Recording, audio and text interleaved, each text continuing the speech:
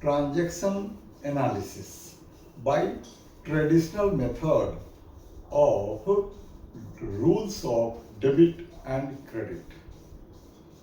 Analysis of transaction के लिए एक टेबल बनाएंगे जिसमें फर्स्ट कॉलम होगा ट्रांजैक्शन का number, second column transaction question से कॉपी करेंगे, third column accounts affected, fourth column type of account, fifth column effect, sixth column debit rupees और सेवेंथ कॉलम क्रेडिट रुपीज। अब ट्रांजैक्शन एनालिसिस के लिए first step होना चाहिए कि ट्रांजैक्शन को एंटिटी के पॉइंट ऑफ व्यू से समझेंगे।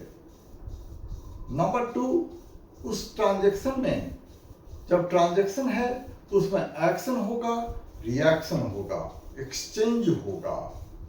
तो एक्शन का मतलब एंटिटी का बेनिफिट का बढ़ना और रिएक्शन का मतलब एंटिटी का बेनिफिट घटना। तो ट्रांजैक्शन में पहले एक्शन को आइडेंटिफाई करेंगे, रिएक्शन को आइडेंटिफाई करेंगे और अकाउंट्स अफेक्टेड के नीचे उन दो अकाउंट के नाम, उन अकाउंट्स के नाम लिख देंगे जो ट्रांजैक्शन के अंदर इन्वॉल्व हैं। यहां तक वर्टिकल एनालिसिस करेंगे, मतलब अकाउंट्स अफेक्टेड में पहले एक्शन के अकाउंट को, एक्शन का अकाउंट लिखा, फिर नीचे रिएक्शन का अकाउंट लिखा। इसके बाद हॉरिजॉन्टल एनालिसिस करेंगे, मतलब जो एक्शन का अकाउंट है उसका नेचर क्या है।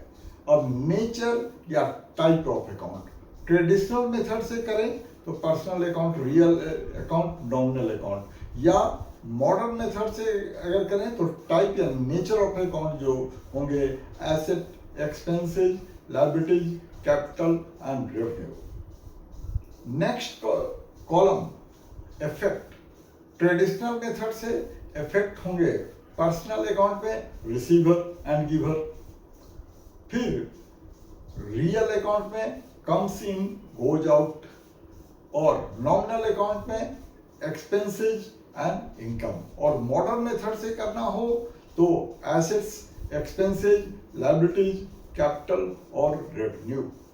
इसके बाद इफेक्ट, इफेक्ट लिखने के बाद अकॉर्डिंगली डेबिट क्रेडिट का रूल अप्लाई करेंगे।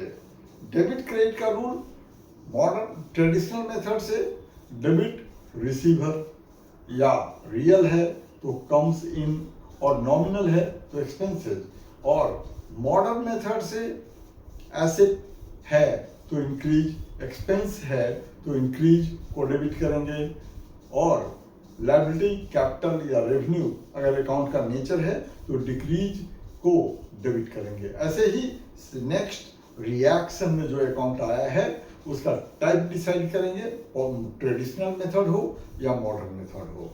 इसके बाद उसका नेचर डिसाइड करेंगे कि उस इफेक्ट डिसाइड करेंगे और अकॉर्डिंगली डेबिट और क्रेडिट करेंगे। इस तरीके से ट्रांजैक्शन एनालिसिस की खूब प्रैक्टिस करेंगे।